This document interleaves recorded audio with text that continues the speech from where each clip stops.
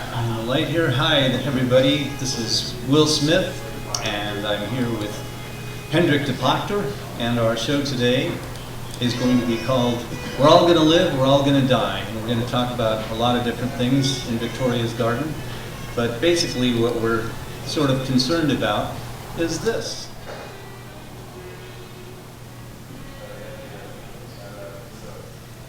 The idea is that there are now so many things that are going wrong with the planet that we can't even keep track of them all. So what are we going to do about it? What are we going to do that saves us from ourselves? And what does that look like? Can we be optimistic? What do you think, Hendrik?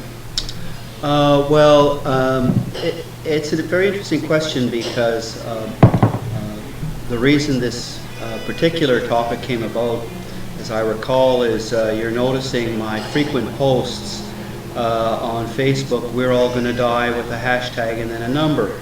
And so it might be paradoxical to say that I post those with a lot of optimism that they might actually help to serve to stimulate people in asking the question, how would they like to die? Would they like to die in a steaming shit pile for a planet, or would they rather die in some sacred garden surrounded by friends who live in comfort and peace? And so by posting these really difficult things for us to absorb, I'm asking people to open their hearts and say, how do they want to die? Do they want to die in chaos and turmoil, or do they want to die with dignity, realizing their full potential? And in order for us to do that, I think we have to be conscious of the pain in the world, and that we suffer a moral pain when we look at what's going on in the world, and this calls us to action. And one of the actions that I've been called to is to post, We're all gonna die, exclamation mark, and I focus on the many, many perils that humans face that we all know, but we push to the back of our minds because we have to carry on with the day-to-day, or we cannot bear it because it tears our heart apart. So there is a story as to how I arrived to this idea, but I invite you to comment on what I said. Okay, well, that's what the show is about, and I think that we're going to just start off thinking about that, and to see if we can come to some kind of an analysis about what do we really see here? What's going on? Is this because in my opinion, I think the world is perfect. I think it's just perfect the way it is, because I think the purpose of it is to increase our consciousness. So without further ado, I'd like to just say, welcome to In Victoria's Garden. Now we have a little break.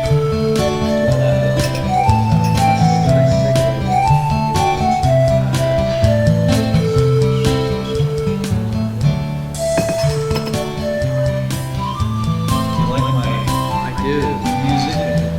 Yep, the food and Let's see, what are they? It's a guitar. Yeah, I have a wooden harp, but nobody likes this. All right. So that's the basic premise of what we're going to talk about today, and we're going to try to make it interesting, but we're just going to talk. So I don't know if I've really answered your question. I like your analysis, though. I think we all do need to be cognizant of what's going on, but it's hard to keep track of it all. And I like the way some people are just saying, you know, I'm done with all that stuff. I'm going to grow my garden.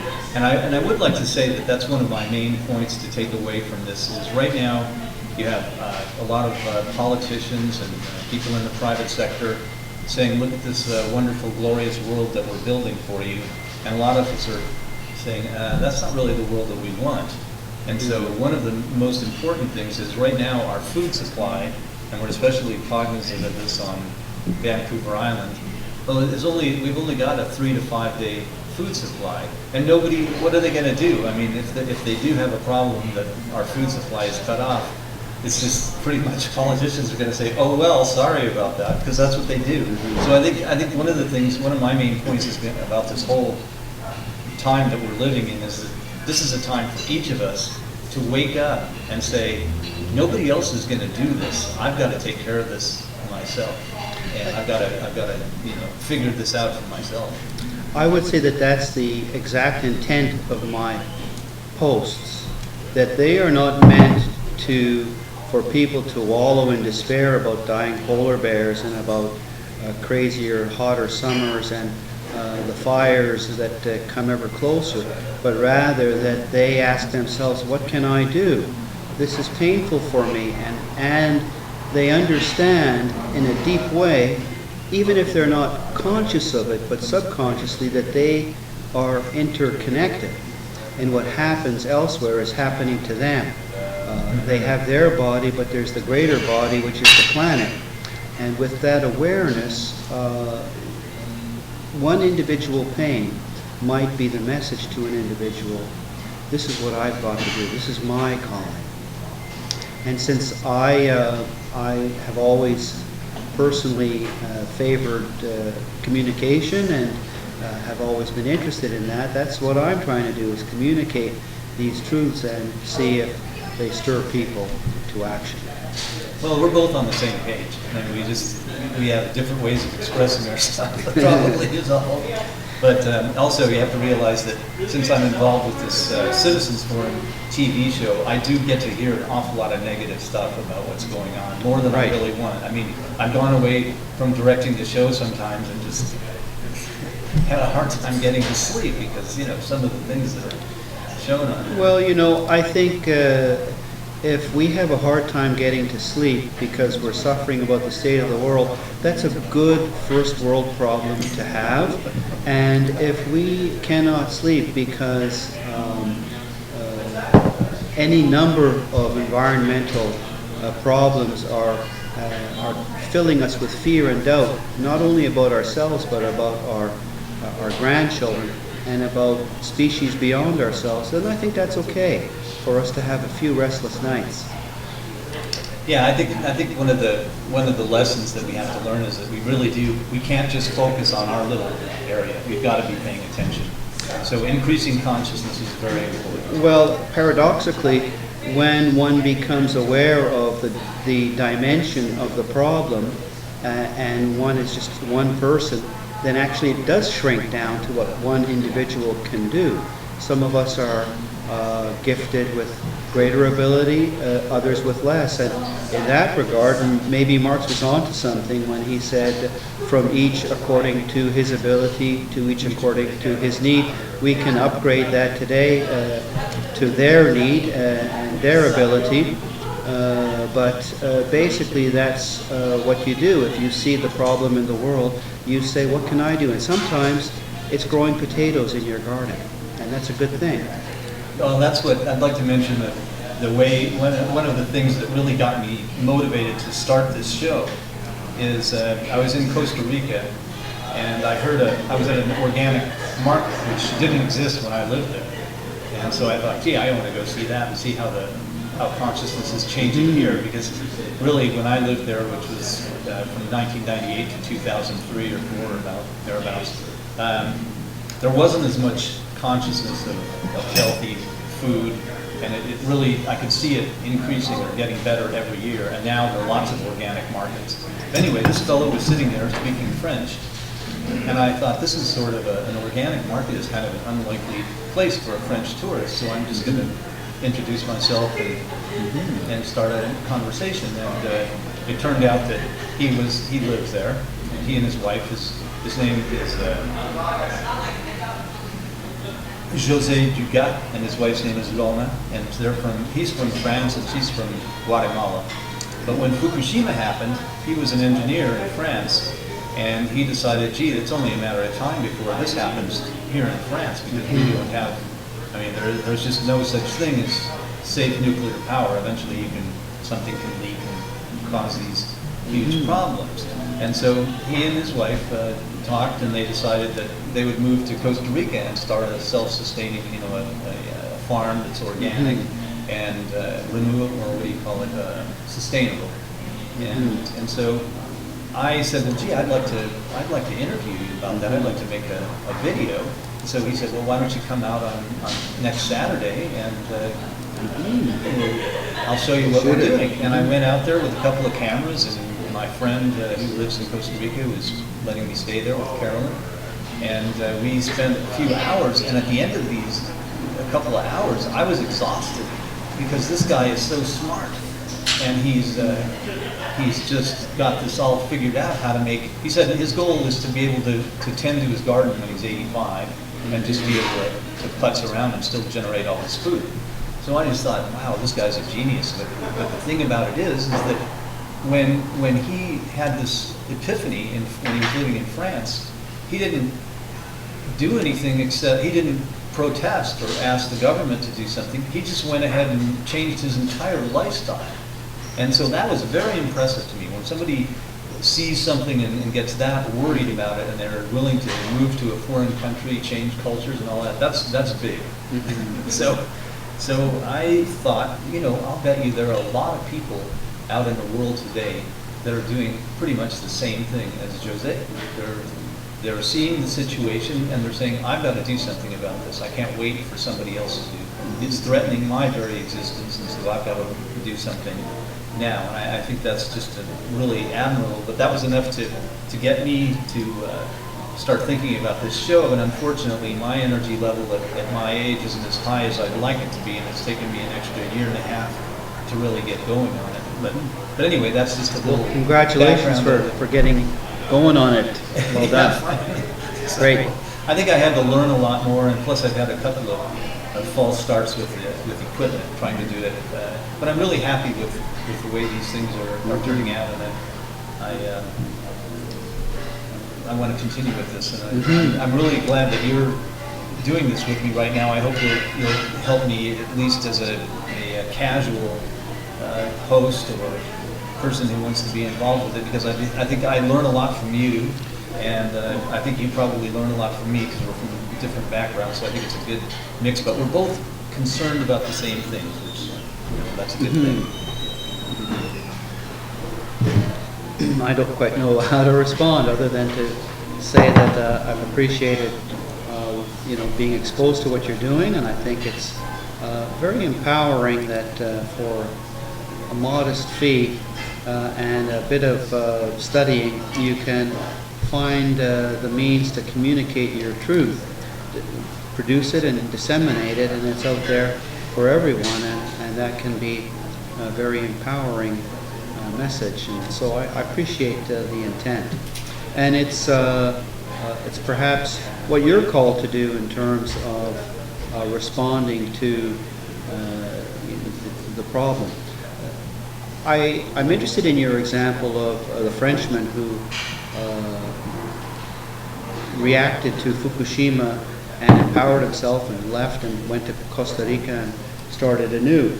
And it makes sense when 75% of electricity in France comes from nuclear power stations. And so there is a sizable risk there. And Costa Rica, on the we're all going to live side, is one of the countries that has promised to get off all fossil fuels by, I think, 2025 or 2021. I think it's 20. I'm not really sure about that, but the new president has made that commitment.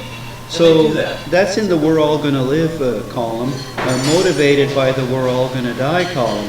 So there is a kind of a balance that in these terrible events that are happening, like Fukushima, we see countries that are saying, "Well, this is not going to happen to us. We're going to do our bit to make sure that we survive and thrive." And they're trying to adapt to very sensible technology based upon the limitless energy of the sun. And we ought to be moving as fast as we can at photon speed to a solar economy. Well, I think Costa Rica has been historically very quick to adopt new technology. I think they were the second city to be electrified with lights and around the turn of the century. Back when they were just a really rich country from, I think it was from coffee. I'm not sure. I don't know my Costa Rican history very well, but I do know that they had electric lights. I think they were number 2 after New York or something. Wow. So, impressive. and then one of the main reasons that I chose Costa Rica, I was very naive at the time. I moved to Costa Rica in 1998. I have 3 daughters, and my wife at the time, we were concerned about our daughters with this era of conflict, and I just thought, Costa Rica has made a real commitment to peace, and they disbanded their military in about 1947, I think, and they had a small revolution where 3 shots were fired or something, and they disbanded their army and made healthcare and literacy priorities. And as a result of that, they have the highest, I think their literacy rate is higher than the U.S.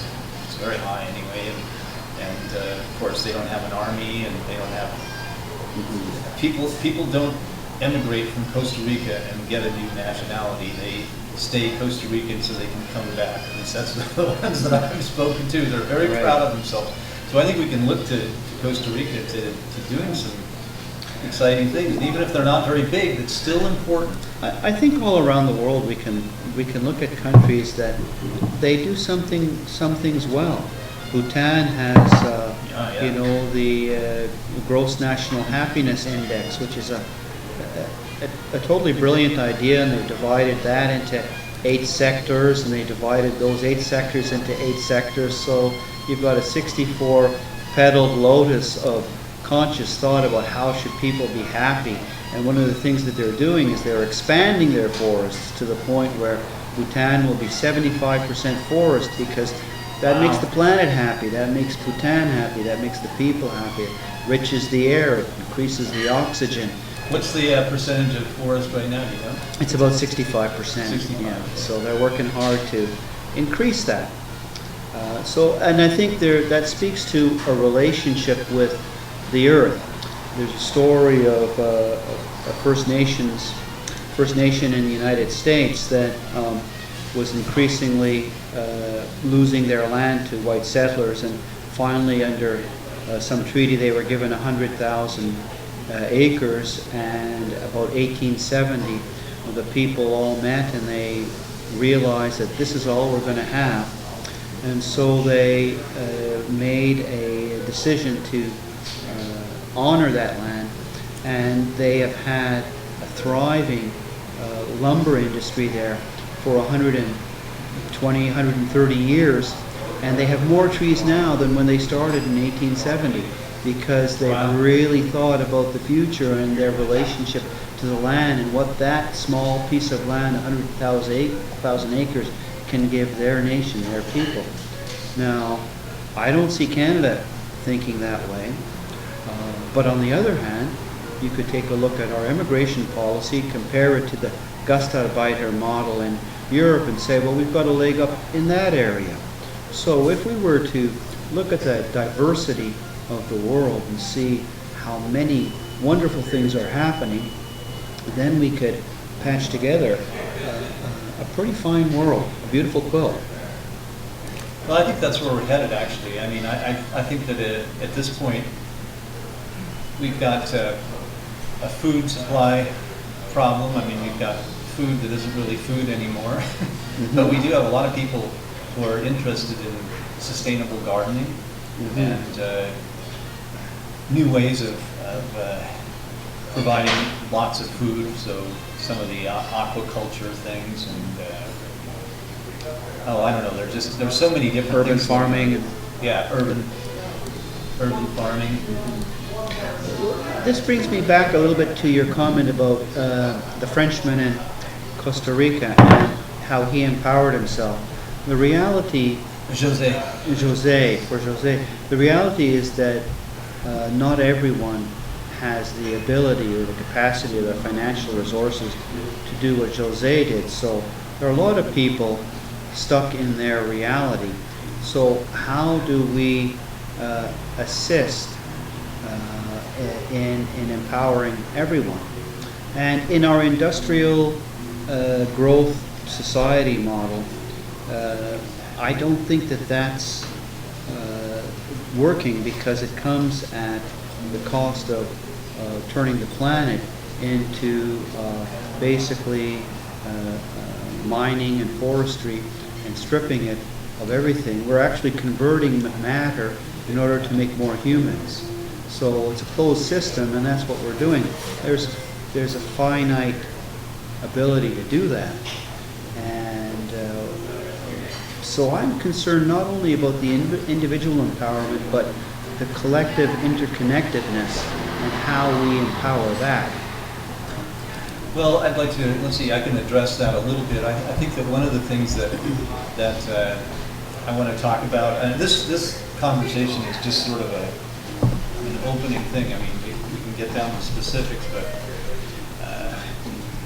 I think that one of the things that I see, for example, I spent quite a while in my career trading, managing money, and I think the financial system is just about gone. And this, the advent of the blockchain technology, which is essentially deflationary, because there's a limited number of units, and as people bid on those units, the value goes up. Whereas with our current monetary system, which I also think people don't understand how it functions, the more people, the more money there is, then the more money there is. It expands exponentially. And I don't know if you remember that old ancient story about the king who wanted to reward somebody for doing, I can't remember what it was exactly. I should get better at the story, but he said, the fellow who wanted to be rewarded said, well, I don't want very much. I just want you to take a chessboard and put 1 grain of wheat on the first square and 2 grains of wheat on the second square and 4 on the third, etc., until you fill the 64 squares. And the king said, that's all you want? Well, that's easy. And then soon quickly figured out that 2 to the 64th power is more wheat than has been grown in the history of civilization.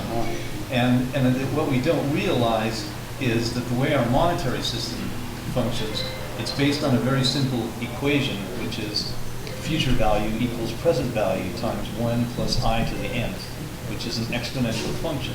So the point is here that while individuals always pay off their debts, or usually pay off their debts, as an aggregate, if you look at what's happening with money, it's getting bigger and bigger, and the amount of money then that's required to service that debt never ends either. And the only thing that we have to fulfill that is by mining or consumption. Consumption, right. Mm-hmm. So our current system is totally geared towards eating up the entire planet. Yeah, that's the industrial growth system. Right, and so that, and if we are, what I see here, and I just read another article about it today, is that all these people who are, there, very few people as a percentage actually have a bank account in our system. I mean, if you look at all the billions of people, a very small percentage have bank accounts. But now that they have these smartphones, anybody can buy and sell cryptocurrencies. And it's, as long as you have your smartphone, that's where it sits. It's not really true, but that's where it sits to you if you're a cryptocurrency holder. And I think that may actually bring about the demise of the financial system as more and more people pull their money out of the current system and deposit it into these cryptos. And by the way, that's another topic that Amazon has already come out with a cryptocurrency, and they're the largest. I think they're the largest distributors in the world. Yeah, and I mean they're just eating up. And warehousers and distributors. Yeah, the Walmart has an informal policy that they tell that if your company delivers to Amazon, they don't want to do business with you anymore. So that's a little war that's heating up. Yeah, well, Walmart was the primo #1 distributor of food and whatnot, and I think Costco is right up there. It seems to treat its staff better, but there's also a lot of concern about how Amazon treats its warehousing staff. It's not so, and it of course implies a lot of retail businesses going out of business because Amazon can do a lot cheaper with a lot of overhead, but they need an enormous amount of space both for the distribution and for the goods that are returned that are not satisfactory. So it's a huge problem, and it's another, all of these things that we're mentioning are basically cancerous in their ideology. Capitalism is cancerous in its ideology. The growth of the money is inflationary. Exactly. Producing more and more cars, China building cities that nobody lives in, mountains of bicycles that are rejected, constant production in order to continue growth, because that's the only conception as to how we can thrive. And of course it's going to kill us, just like cancer is telling us it will. And we're not, some of us are not paying attention. And it becomes complicated when vested interests that are powerful and that recognize the acquisition of money and power as their purpose in life. It's hard to overcome that. It is. And I think that's you're bringing up one of the things that I like to talk about with people. Sometimes on the show, on our Citizens Forum show, most of the people who come and talk on the show treat this as if it's some problem that's over there. And well, it isn't.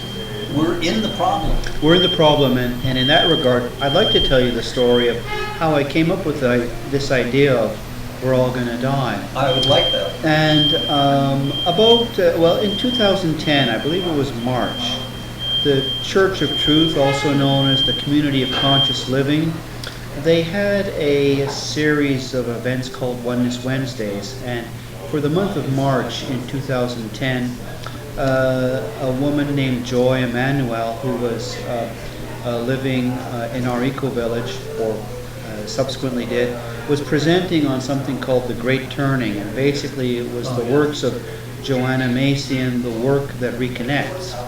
And in the course of 4 Wednesday evenings, she laid out the problem of the industrial growth society and how it eventually would consume everything and basically lead to everything's demise, and how this creates us great moral pain as we are witness to the destruction of the environment and the effects of colonization, because colonization serves that process. And in that pain, we can find our calling and we can find our connection. And what motivates us is the fact that we understand deeply, consciously or subconsciously, that we are interconnected. And so this was really thrilling to me. And then the following month, for the month of April 2010, 2 men presented on the Pachamama Alliance over the course of 4 weeks and laid out the Pachamama Alliance way of helping indigenous people in South America, but also helping the situation here. Where did the Pachamama Alliance originate? What country?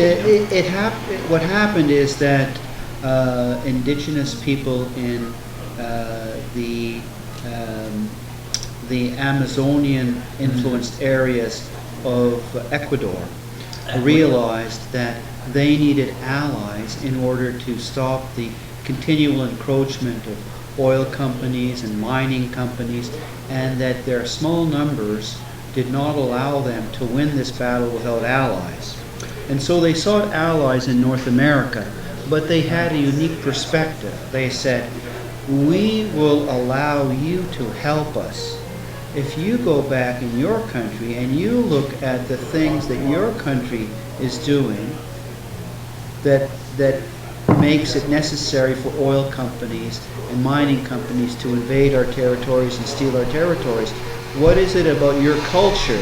What is it about the way that you live in North America or in Europe that exacerbates our problems? So you can help us and we can be allies if you also look at how your lifestyle is creating our problem.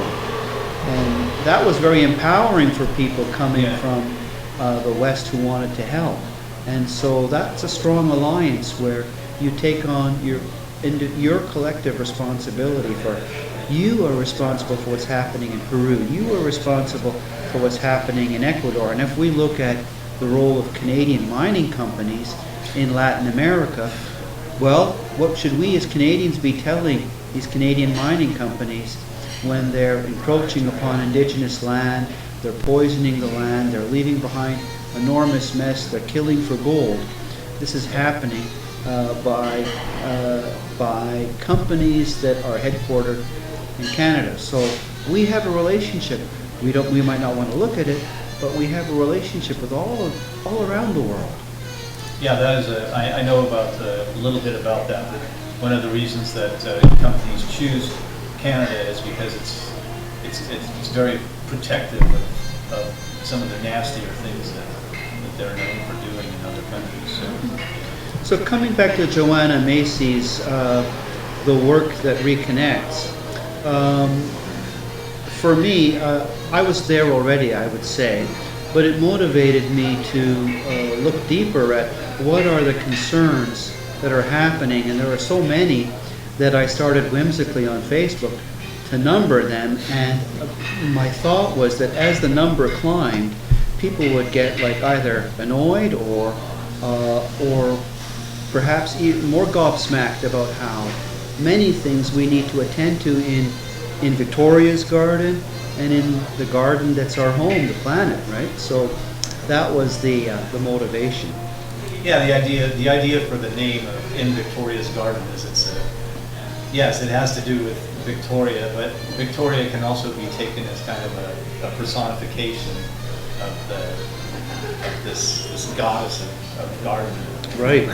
So we wanted something that would apply to, of course, like talking to Jose, I hope to get him on an interview and make a video of what he's done down there, but even though it's in Costa Rica, it's still very useful, and just his whole attitude towards what he's doing. And the other thing is he's very willing to share this information with other people, and he has an agreement with the municipality so that they know what's going on, and I think he has what do they call like an internship, or at least a program where people participate in helping him with the garden for a certain amount of time.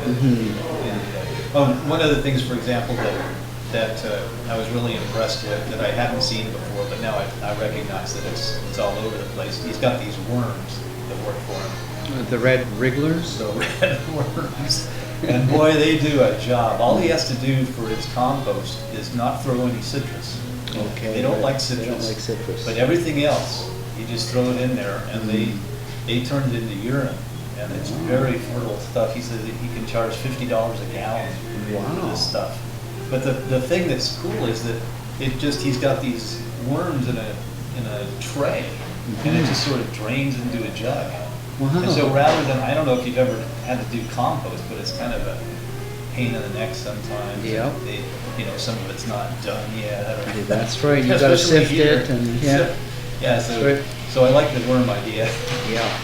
My brother in Montreal is using red wrigglers also for his compost. Yeah? He says it works very well.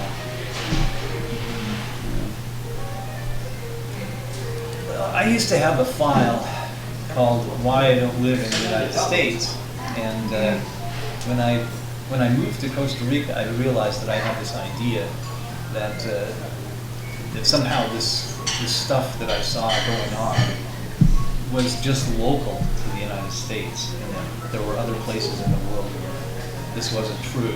But what I see is that really the United States it's an empire. I mean, they control everything, and so you can't get away from the United States on this planet. I mean,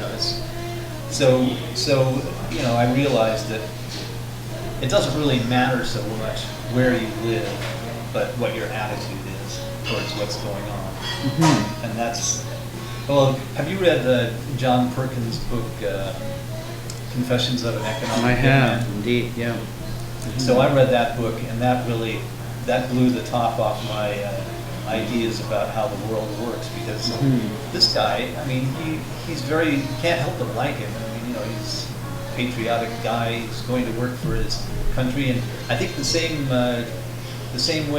Who's the guy that name just slips my mind, but the fellow who blew the whistle originally with WikiLeaks.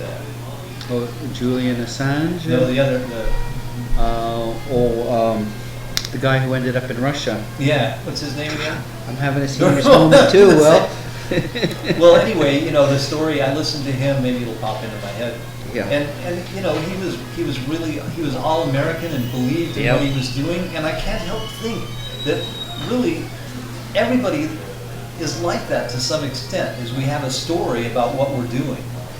And Right. and we have a story that lets us function and do what we do without feeling bad about it. Yeah, I think that's a good story, because what happened is that something finally violated his moral compass, and that's what motivated him to speak truth to power.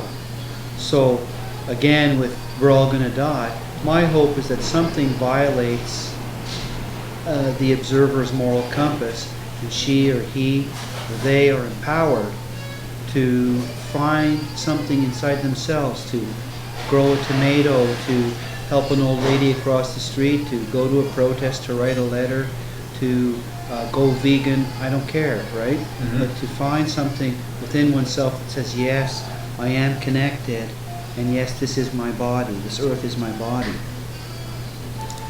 Yeah, well, I think we're gonna all come to that we have to realize that we are part of the system, that we are actually. I mean, if you think about what we are, we had a fellow on the show, I can't remember his name, but he was talking about how we're not just one organism. Our bodies are not just one organism. We have a biome. We have all these different critters that are in our intestines and everywhere else on our skin.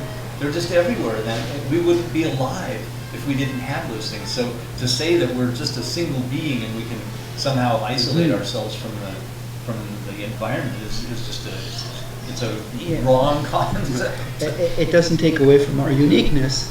It just means that we're interconnected in a very profound way, and that if we weren't, we would die. And so the question is, as we convert so much matter into humans, from 7 billion now to 10 billion by 2050, what is lost?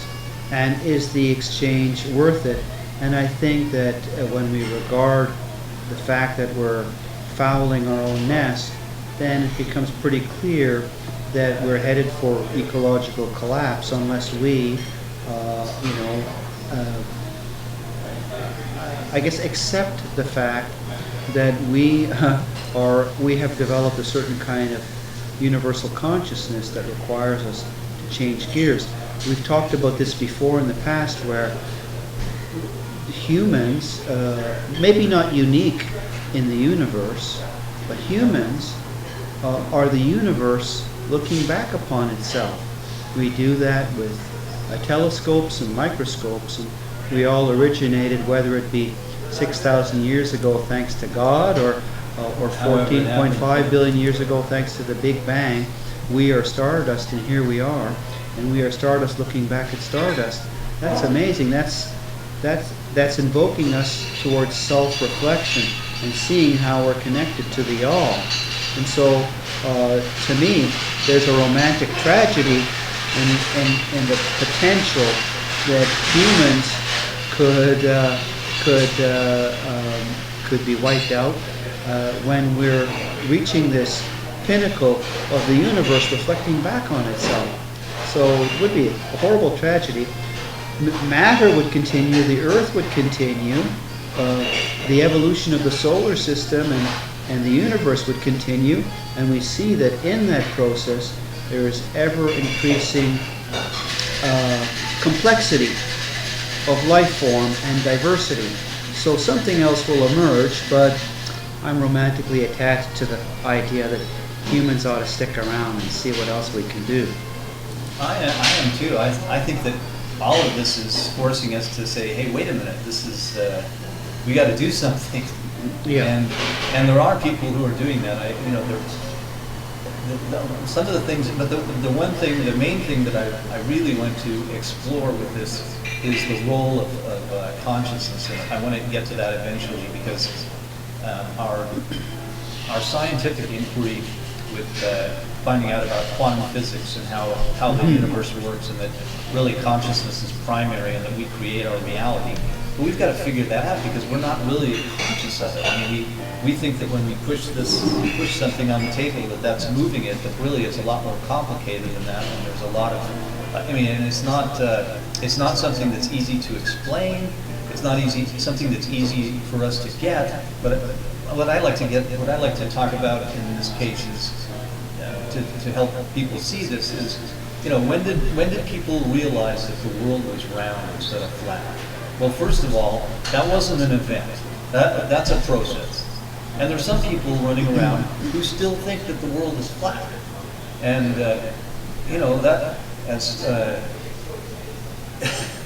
it's kind of funny, really, that maybe 500 years after Columbus sailed the ocean blue, here we are, and there's still people who haven't gotten it yet that the world is round.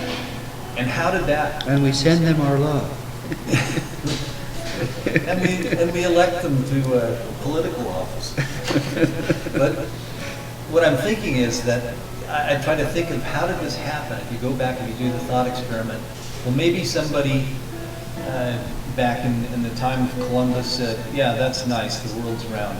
What does that mean to me? Well, it doesn't mean anything to me right now. But then, maybe this person tasted chocolate, and they said, ooh, wow, now how did this happen? What's this? I've never tasted this before, or whatever, pineapples.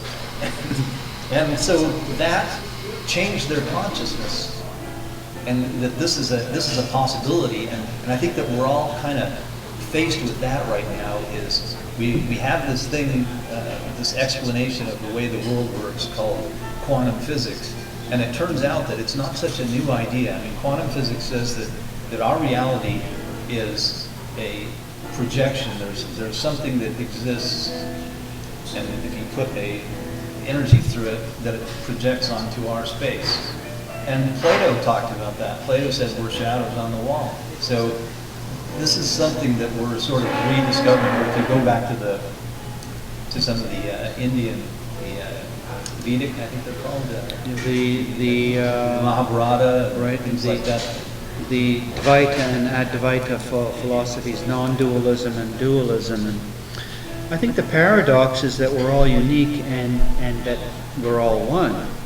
And so the tragedy, I think, is that we don't seem to be able to do that dance simultaneously. So I would see the industrial growth society as people being separate rather than aware of their connectedness. And of course, a lot of societies work quite well. We have lights that work for the cars and whatnot, but the fact that we can continue to despoil our only home suggests that there is a disconnect, a separateness, that we don't see that we are connected. And in that regard, a show like yours is really important to connect, to talk about consciousness and awareness. I think it's innate in us we're all trying to remember that we're connected, we're all trying to remember that we're one. Doesn't mean that we don't live our lives as the unique people that we are, but on a more profound level, some people, for instance, will say we're spiritual beings having a human experience. If that helps you to connect, great, right? If you're a scientist and you see that we are destroying the very material that allows life to be, that's your connection. That's beautiful too. So it doesn't really matter the modality as long as there's the connection. Those are good points also, and I think that it's one of the things that I want to really emphasize about what we're doing here is that this is experimental, and we want to experiment with doing the stream and everything, but we also want to not come to this with too many preconceived ideas. My consciousness has changed so much over the past 5 years. I can't believe it. I mean, I came from a conservative Christian Republican family, and it's not that I've just thrown all those values out, but I've picked through them very carefully and said, I want to keep this and I don't want to keep that. And yeah, this is a part of me that I can't really. I mean, I went to church for the first 50 years of my life, so when I meditate, the images that come to me are primarily from Scripture, from Christian Scripture, which is fine for me, but when I start talking about that with people who are in Kundalini groups or something, they don't like it. They want something from Buddhist or Hindu traditions. And so that's one of the things that I want to explore with this show is how is this really happening? What is really happening here? Why are we getting these images now? I can't remember whether it was you or somebody else that I spoke with about this, that perhaps it's the Earth communicating, the Earth's immune system saying, you guys stop this. This is some of the imagery that people get from when they're talking about these things. Well, that's interesting. I don't recall if it was with you that we were talking about Pele and the explosions, of the volcanoes on the Big Island, and from the Hawaiian native point of view, Pele is doing some house cleaning, and you can't tell Pele not to house clean. If she's house cleaning, she's house cleaning. You don't sit there and say, oh my God, look what it's doing to our roads and our houses. She's cleaning house, and there's no argument. You have to be with nature, not against it, and not feel that nature is defying you. You are nature, right? So I really like that respect and connection for what is. That's reality. They're connected to reality. And as David Suzuki has said, any political philosophy which does not have as its primary ideology clean air, clean water, and clean land is a false ideology and a false economy. And that's what we're busy doing here in Canada, whether it be the pollution from oil or the pollution from oil products in terms of the increasing salination of the prairies as we add fertilizers and petrochemicals and pesticides, all sourced from oil, driven by oil machines to spread this stuff on. So if we're, not going to change that, we're really in trouble. Right. Well, that's the basic idea. These ideas that we're going to discuss, they'll certainly go into other topics, but I like it that we've sort of established some of the things that we're going to talk about. And I'd just like to say to the people who are watching this, whether it's live or later, that Hendrik and I really don't know each other very well. We've been together, we've probably spent a grand total of 6 hours talking in the past. But we tend to show up at events that we both like, and it's interesting stuff, like the Sweat Lodge and musical things at the Church of Truth, or out at Louise Taylor's, the Yurt. Can't think of we've had a couple of other things. But anyway, maybe, did you go to the Death Cafe? Yes, that so was Don Morris's Death Cafe. We got to that. And did you go to Will Weigler's thing at the Church of Truth about his book, The Alchemy of Astonishment? I didn't. No. You didn't go to that? No. Okay. But anyway, I want your listeners to know that I did suggest that for your first guest you do someone interesting like Donald Trump or Oprah Winfrey, but you didn't take my advice, so that's all on you, Will, as to how this show is received. After looking at the Facebook post that I made about watching the show, I think you already have a fan base. One of your friends shared it, go Hendrik, or My wife must be handing out $10 bills or something. Is that what it is? Okay. So anyway, I think that's all. I think that's enough for today. I think the nature of this show, as I've experienced it, is that it's pretty eclectic, and we wander from topic to topic, and perhaps sometimes there could be something more focused, and sometimes this more eclectic approach will be refreshing perhaps for people to listen to. But at any rate, we'll also, we'll have other guests soon, and I hope to have some that will walk in here and talk, and I hope to have others that are remote. And I've got a lot of friends all over the world, and I would just like to, yeah, I would like to, so we'll see how this develops, and I'm just going to shut it down here, and we'll leave a little space for the live stream. Will not have any credits or any of the references that we made, but I'll get those up. And the main thing is just going to be getting this into a groove, so it's easy to schlep these things here and set it up and get going. Thank you, Will, for giving me the opportunity to shoot my mouth off, and also I'd like to voice my appreciation for the pedagogic work that you're doing here, showing how with a minimum of investment and a lot of determination, anyone can really do this kind of work, and I appreciate that you're putting that out into our corner of the world.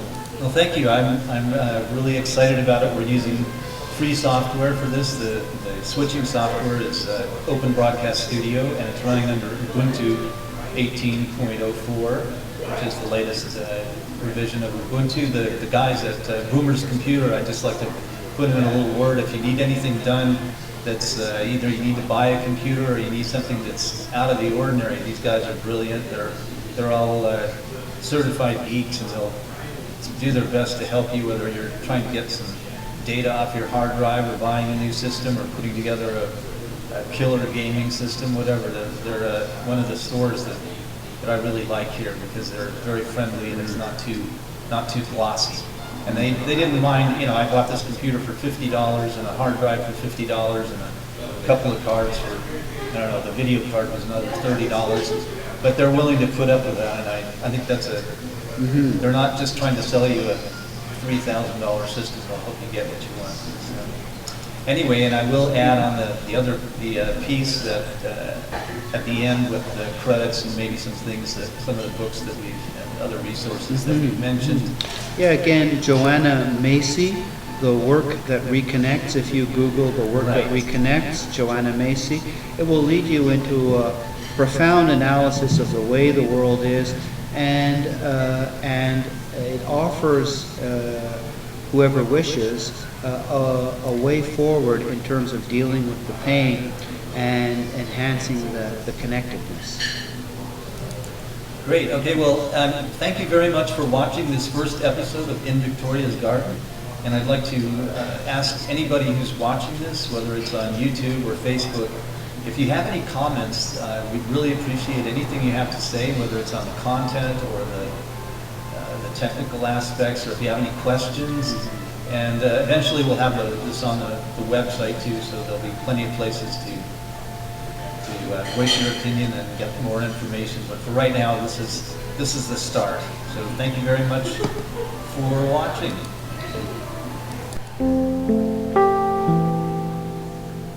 Thanks so much, Will.